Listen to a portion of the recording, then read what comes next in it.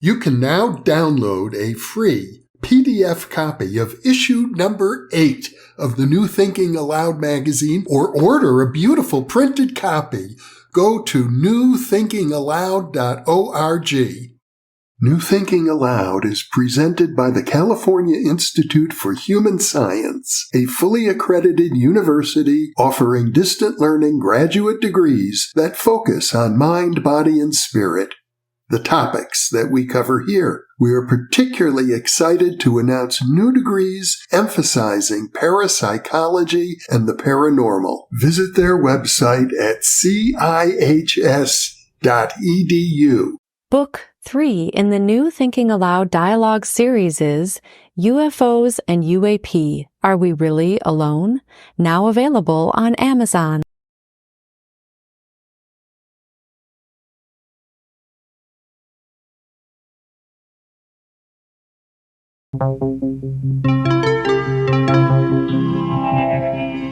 Thinking Aloud. Conversations on the leading edge of knowledge and discovery with psychologist Jeffrey Mishlove.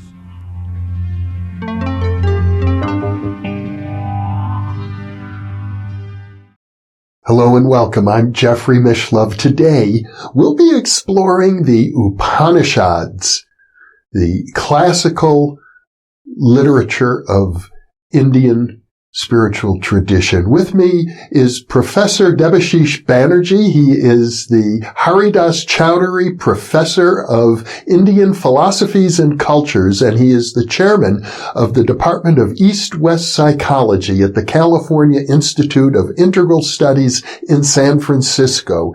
He is also author of a book of commentaries on the Isha Upanishads, which is now in press. He is also author of 7 Quartets of Becoming, which is his interpretation of the yoga psychology of Sri Aurobindo, and he is the editor of a recently published anthology called Critical Posthumanism and Planetary Futures.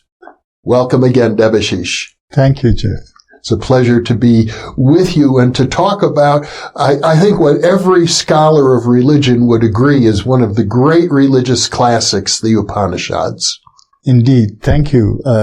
Pleasure talking to you about it. Mm-hmm. So the Upanishads come after the Vedas. We have had an earlier conversation about the Rig Veda. Right. I guess there was probably a transitional period before the Upanishads. There was also the Brahmanas.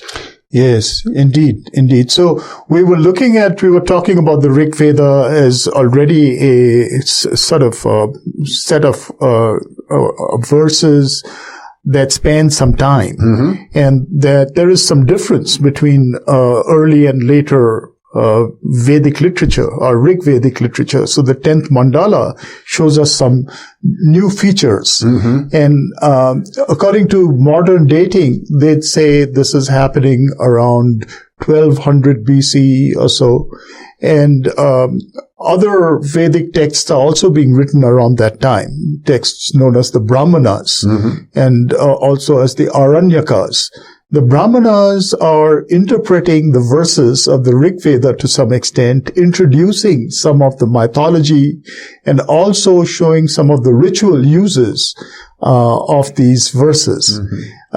And the Aranyakas are supposed to be kind of proto-wisdom texts that are mining some of the wisdom of the Veda. Mm-hmm. And what we call the Upanishads initially begin as portions of these Brahmanas and Aranyakas. Mm-hmm. So the earliest Upanishads are the Brihadaranyaka Upanishad and the Chandogya Upanishad. And these are sprawling compilations of material that are coming out of Brahmanas. And that's the reason why the Brihadaranyaka is called Brihadaranyaka. Aranyaka is that class of forest texts. Mm-hmm. And Brihad means vast. So in a sense, you could translate it as the vast forest Upanishad. Okay. And the other one called the Chandogya Upanishad is Chanda is a rhythm. And it's connected to the Sama Veda, which is another one of the 4 major Vedas related to chanting and singing. So Chandogya Upanishad is considered to be it's somehow related to chanting and things like that. Well, chanting and singing along with meditation and yoga and pranayama are all the practices that were already well developed in ancient India at that time. Indeed. So initially, as we are discussing, say about 1200 to going up to the 8th century BC or so, there are these, the additions to the commentaries on the Rig Veda that are, in some sense, becoming a new kind of literature. They're introducing new concepts. They're introducing ideas of new practices. And they evidence a kind of relationship with the Veda, which is not exactly in line, to some extent critical of the Veda. And we can surmise from that there is a social change going on as well.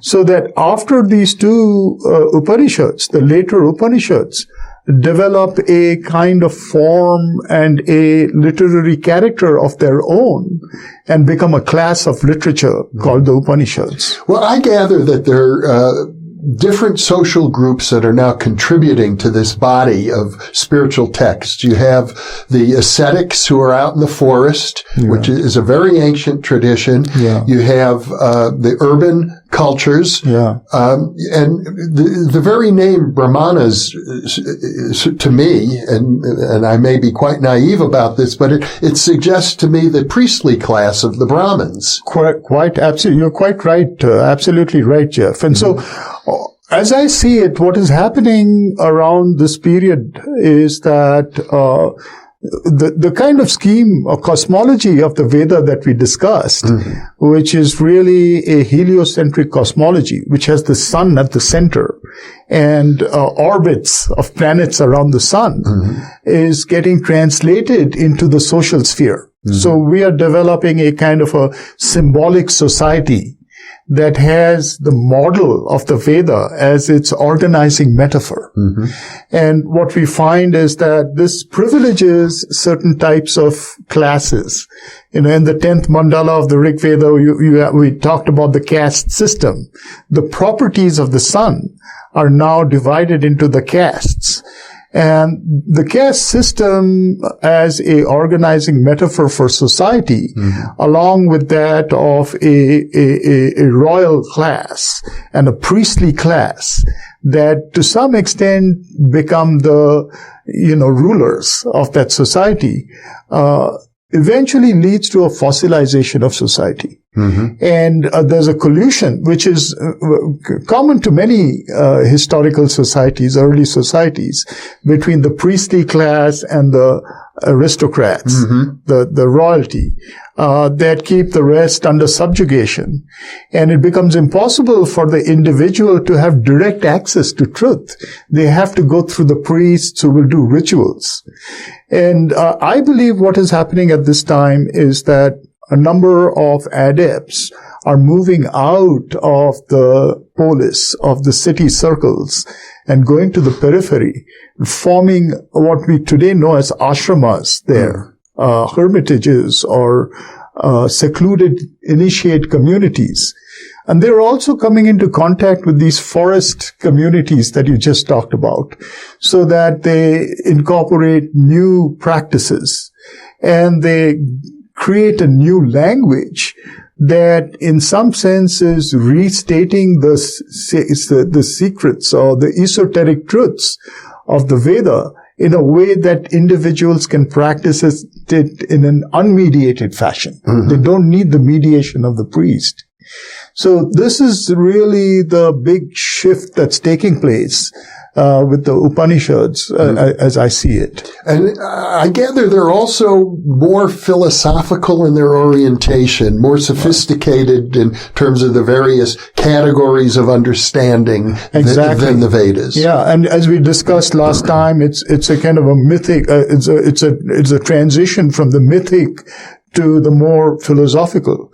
And that particular transition also brings a new language, because in that kind of language, you don't have the coded metaphors that need to be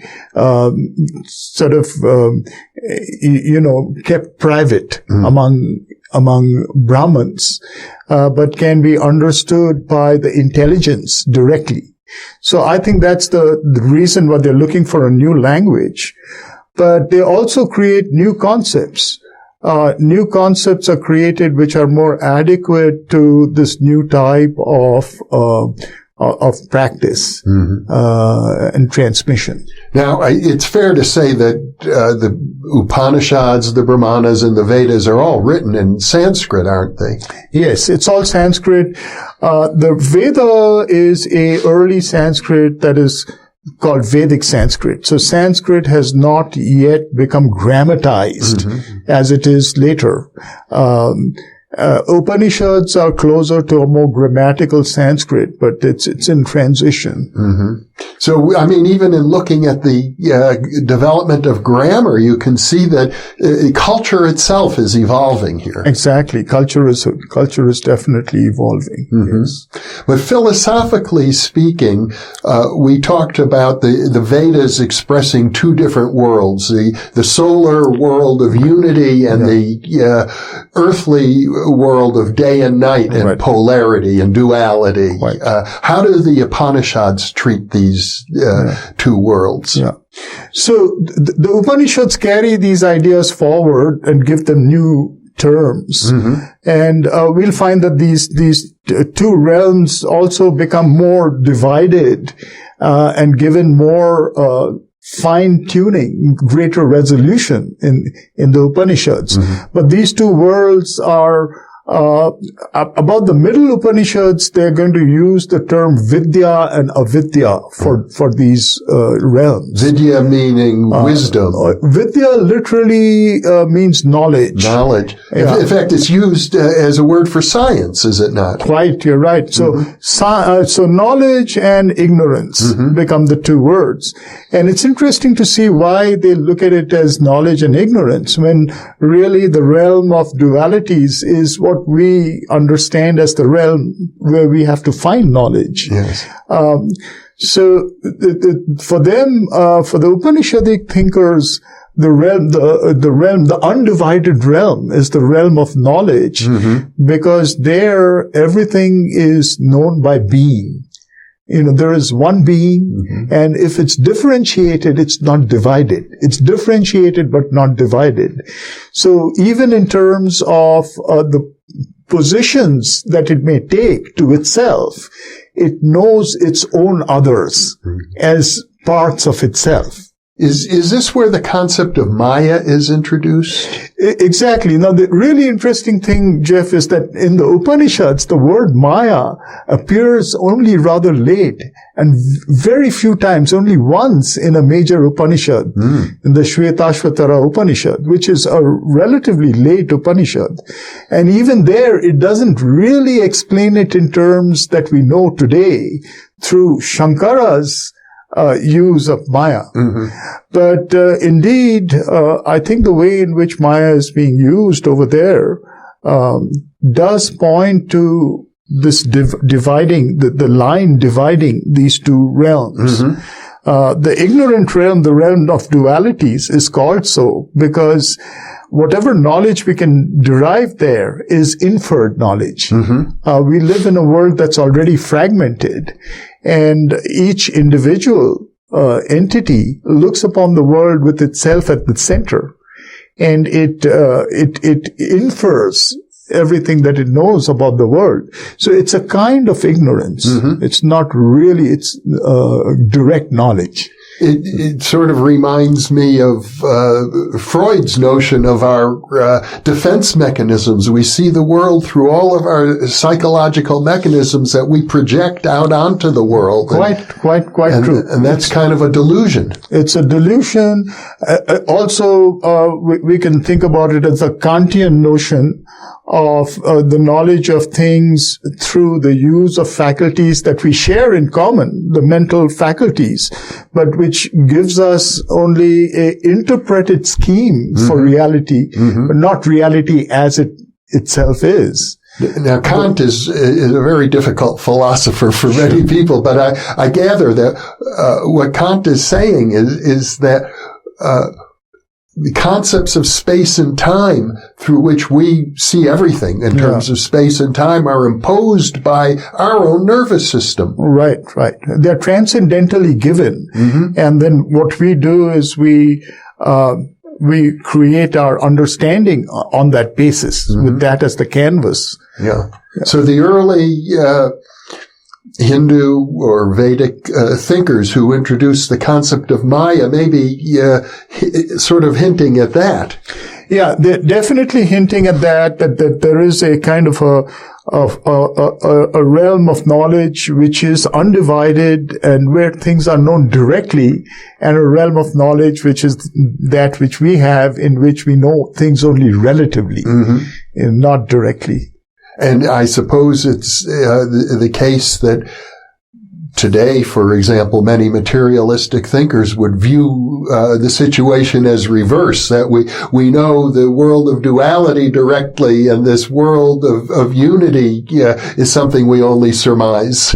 True. And that is also true. I think with the Buddha, he inverts a lot of the categories of the Upanishads, bringing it closer to our ordinary experience, and then showing us a way out of that. But it's just a perspective, an inversion of perspective. But I think these people are looking at it from a transcendental lens. And so for them, the undivided consciousness is the primary one, and the divided consciousness is what we experience as a result. But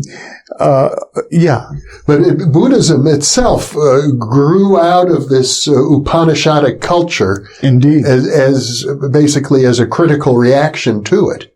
Absolutely. That's what happens, not even as a critical reaction. I'd say Buddhism appearing around the 5th century BC represents another shift where the communities that have gone to the periphery are returning to the city.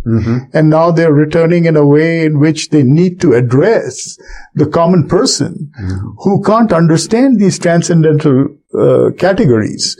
So the Buddha devised a way by which he could approach people according to the experience that they were having, which is an experience of suffering, an experience of phenomena, a phenomenal experience, not what would be called a noumenal experience. Well, it's not so different today, really. If I happen to do an interview where we say, reality is all blissful. Right. And we're all unified. All is one. Reality is blissful. I'll hear from a lot of viewers who will say, no, that's not my experience. Exactly.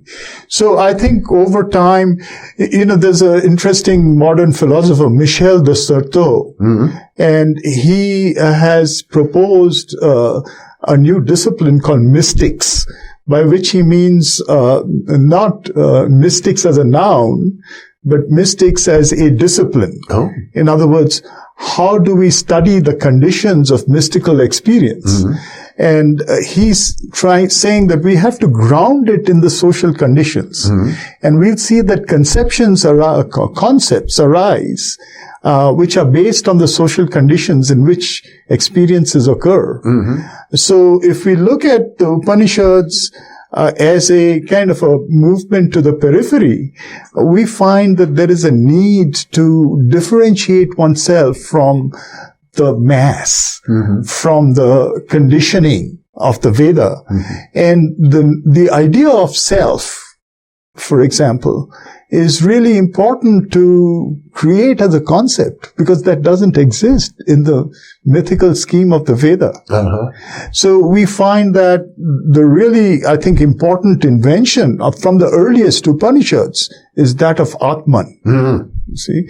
So Brahman and Atman. Brahman, you could say, is the undivided realm, but Atman is its individualization in entities in the dualistic realm.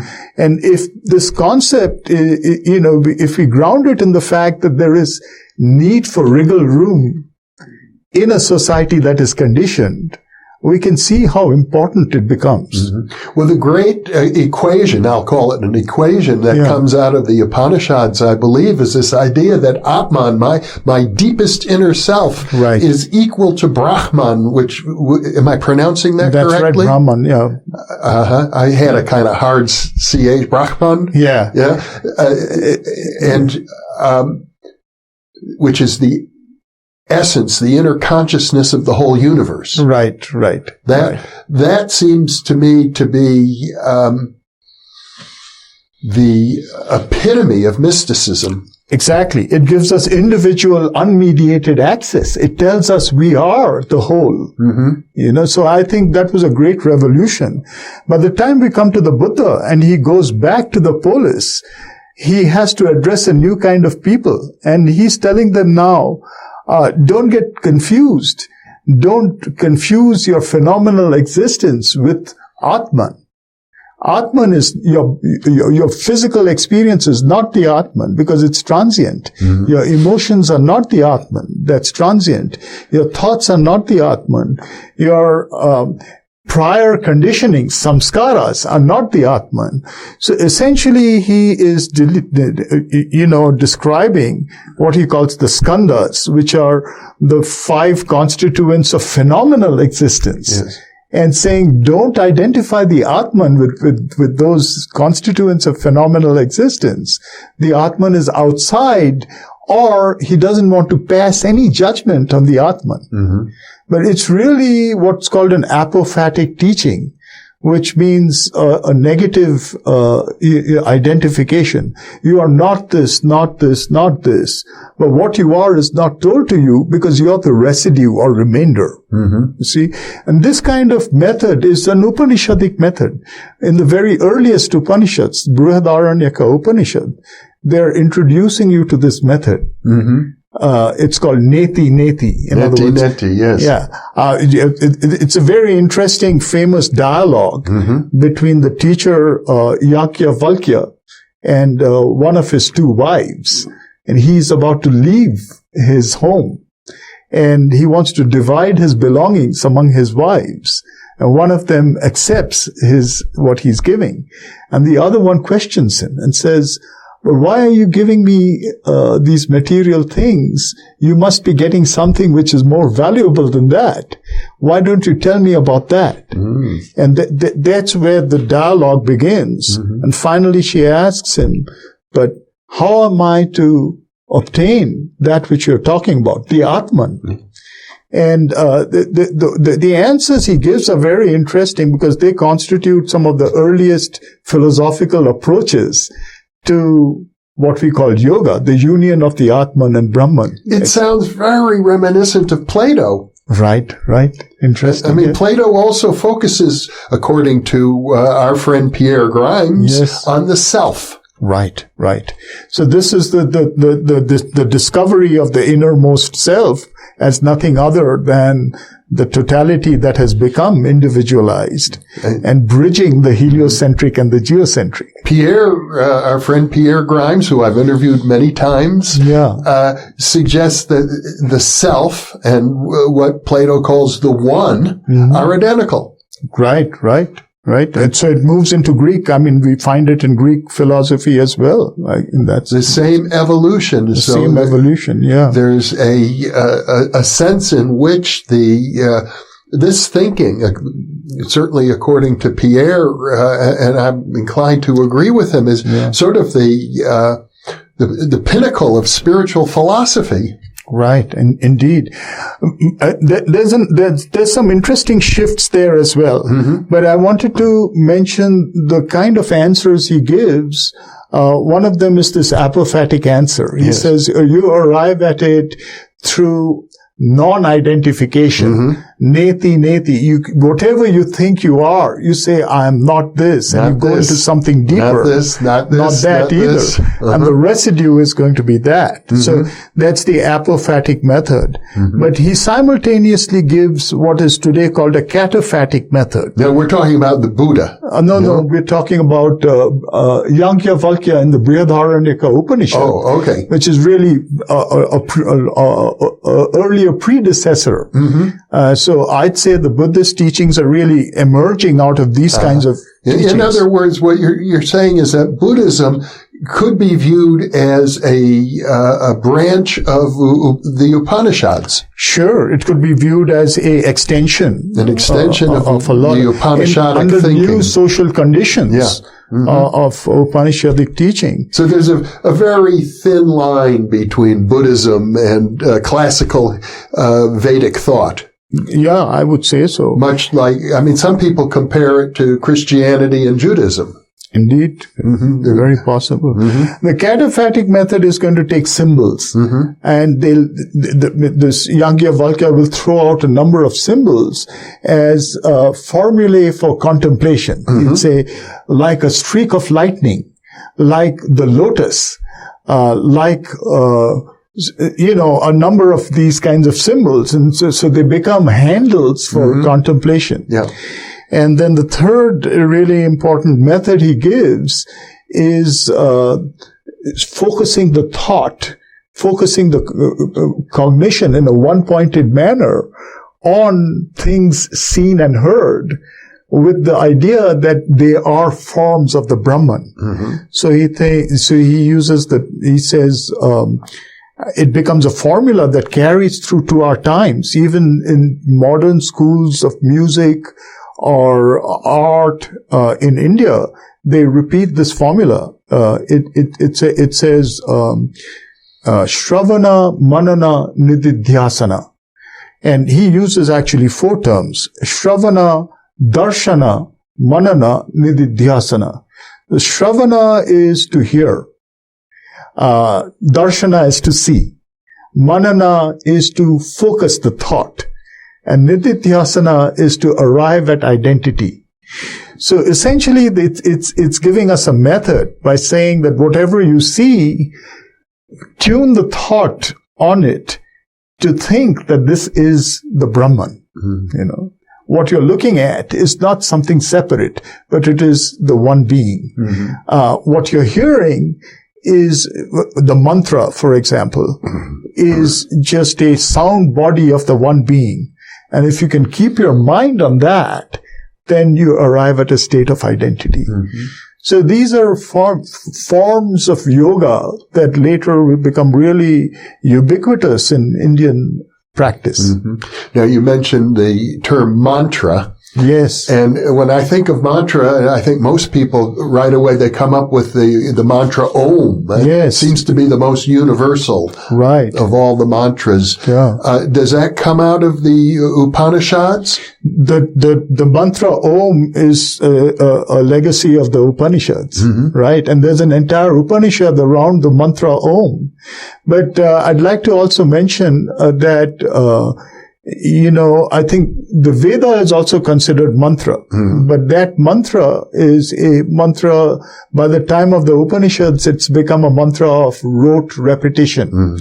So one of these really early Upanishads, this Chandogya Upanishad, which I consider a countercultural Upanishad, has a parable called the parable of the dogs.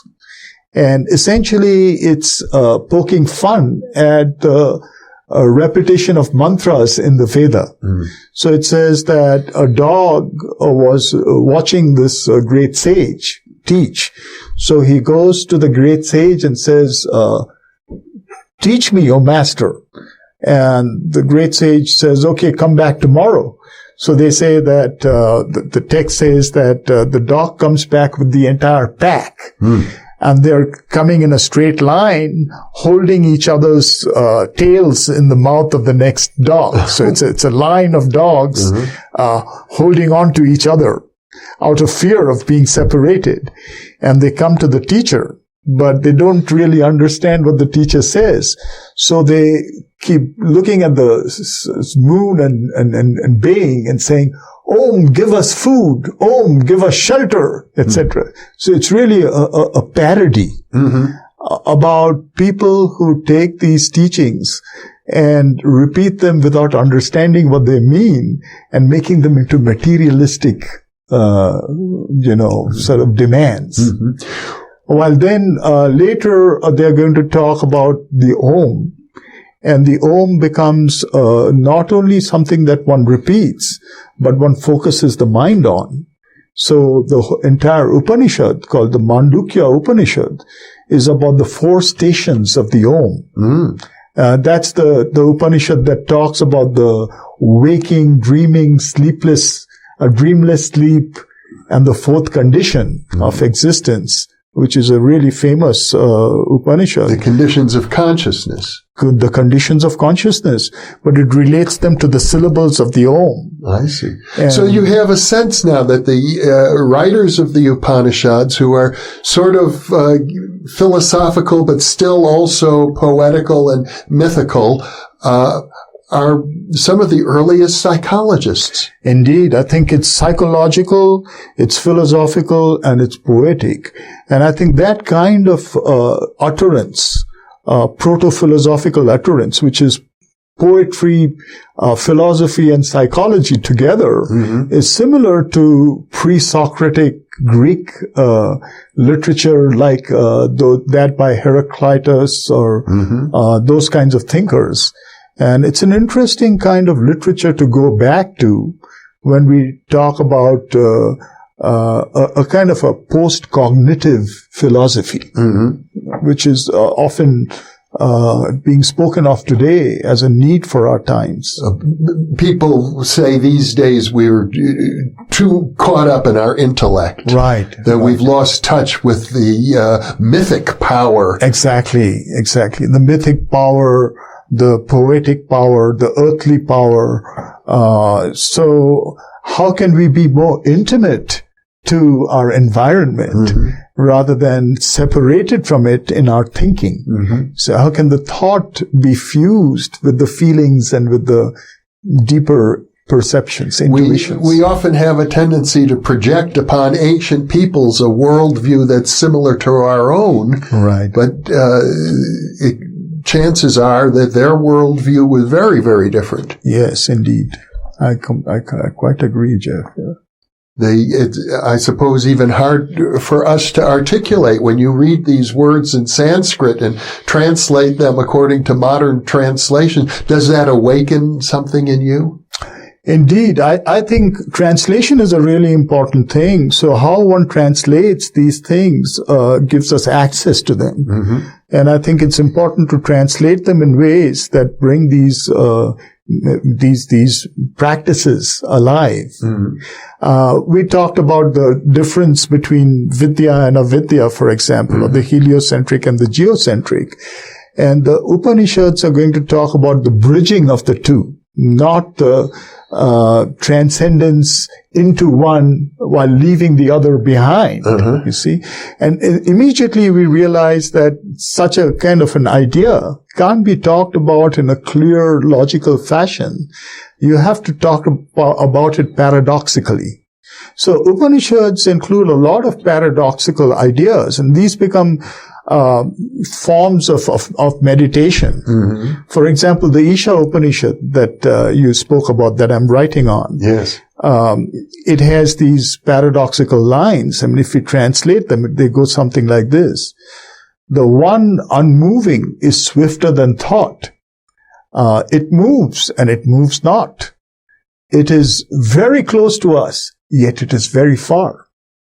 So this kind of a sentence, which is couched completely in paradox, I consider these types of sentences to be the origin of the Japanese koan at a later point of time, because there is no real answer to the koan. There are puzzles and paradoxes that you have to put your attention on. And at a certain point, you go beyond the mind's understanding and have the experience of it. It's talking about another dimension, which is a dimension that exceeds our, sort of dimension of geocentric limitation. Well, this brings to mind the word dhyana. Yes. For me, which is, I think, the Sanskrit root word for our word knowledge, is it not? Absolutely, yes. Dhyana is not only knowledge, it's also the focusing of the concentration. It's concentration. Concentration. Yeah. And I understand that in China, the word dhyana became translated as Chan. Yes. And then in Japan, Zen. Exactly. So the Zen Buddhist koan comes out of the Sanskrit concept of dhyana. Yes, indeed. Yeah. So dhyana is one of the primary methods of the Upanishads, which is how do we use our mind to focus it on ideas or concepts that will change our reality. You see, catapult us into another dimension of existence. And it's very different than Aristotelian logic. Yes, exactly. Which is rational. Yeah. Yes. So it's using what might, at least from an Aristotelian point of view, seem completely irrational as a way to propel the mind to another level. Indeed. And I think in our times today, we are grappling with thoughts like that, because I think we've come to the limit condition of mental separatism. The mind has separated itself, alienated itself from the world to an extent where we realize that we have to contemplate paradox to return to reality. And, you have philosophers like Jacques Derrida, who's talking about deconstruction. Yes. But his entire philosophy of deconstruction is also based on what he calls aporia. Aporia is a Greek word that stands for a dead end, a mental dead end at a paradox. You come to a point where you can't go any further because you've encountered the opposition of your own thought, and that's as strong as your own idea. And when you translate that into culture, it seems to me that one could say all of our modern science and technology is leading humanity closer and closer to self-destruction, which is an absurdity. Exactly. And maybe the way out is to begin to contemplate the nature of absurdity. Exactly. And this is how you do it. I mean, once you really recognize it, Sri Aurobindo has an interesting aphorism where he's talking about his own experience. He says, the day I realized that every thought of mine, for every thought of mine, the opposite was equally true, the prestige of the mind fell off. And I could contemplate reality. You see, so this is also what Derrida is talking about. He says that there are hidden choices in our premises, in our propositions, that we've actually privileged a certain idea over its opposite. And if we really look at it and allow the opposite to emerge, it's in the text itself as the shadow of what is being proposed. And then we contemplate the two together. That is indeed what is deconstruction. And I think if I understand postmodern deconstruction, one of the points they're making is there is no privileged perspective. Right. All perspectives are valid. Right. So to preserve plurality, to preserve these various views from being swallowed up one by another, which is in a political sense a form of fascism, is to arrive at a point where we can endure reality as it is.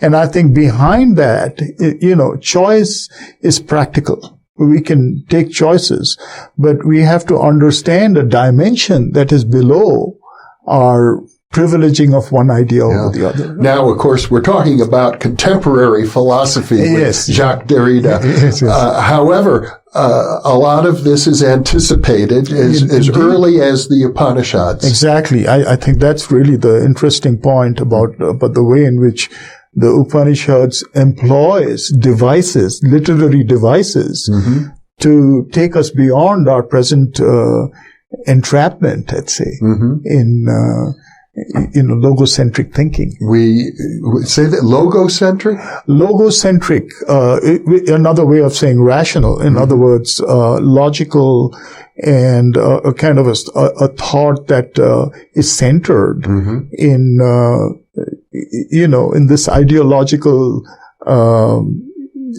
privileging of certain propositions. Well, if I understand logic correctly, and I'm no expert in logic, but it seems to me every logical system has to start out with a priori assumptions. Right. And those a priori assumptions, sometimes I think they're called primitives, they become privileged. Right. Exactly. And that's the trap right there with all logic. Right.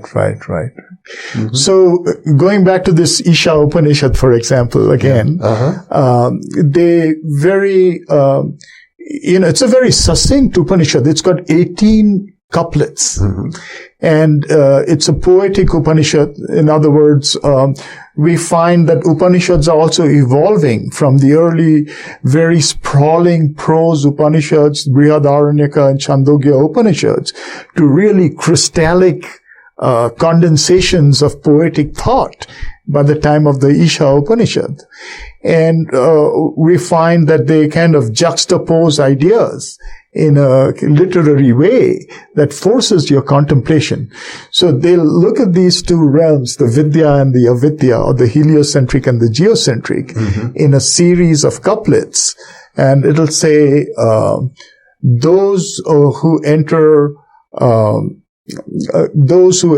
the avidya enter into a darkness. And avidya meaning ignorance. Ignorance. Yes. But those who enter into vidya alone, exclusively, enter into an even greater darkness. And then they'll say that from the vidya we get a certain result. From the avidya we get another result. So we have to know the two as one. They're complementary. They're complementary. And in a way, we have to find a certain station of existence where the two are seen as non-dual. I mean, from where do they emerge? We have to find a third. This is almost like a dialectical position. And then towards the end of that particular Upanishad, it's going to be talk about the veil. So they don't use the word Maya, but they give a poetic representation. And they say there is a golden lid that separates the sun from its rays. In between the infinite scattering of light and the sun, there is a golden lid. That says that remove from our eyes, O fosterer. It uses one of the Vedic names for the sun god, Pushan. O Pushan, remove that by your grace from our eyes so that we may behold both the sun and its rays together. The whole, the totality, the integrality, not the duality. The sun and its rays sort of seems reminiscent of the idea of universal consciousness and all of the individual entities that are the composites of the universal consciousness. Exactly. And that which is its source or foundation, neither separated from the other. Well, Debashish, once again, a very enlightening conversation about a very important literary heritage of all humanity. Thank you so much for sharing your wisdom and your knowledge with me today. Thank you, Jeffrey. And thank you for being with us.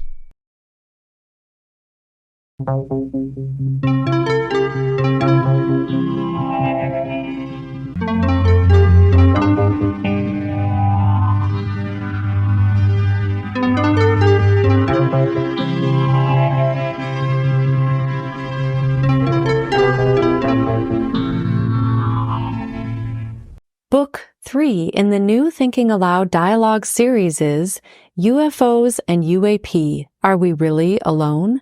Now available on Amazon. New Thinking Aloud is presented by the California Institute for Human Science, a fully accredited university offering distant learning graduate degrees that focus on mind, body, and spirit. The topics that we cover here. We are particularly excited to announce new degrees emphasizing parapsychology and the paranormal. Visit their website at cihs.edu. You can now download a free PDF copy of issue number 8 of the New Thinking Aloud magazine or order a beautiful printed copy. Go to newthinkingaloud.org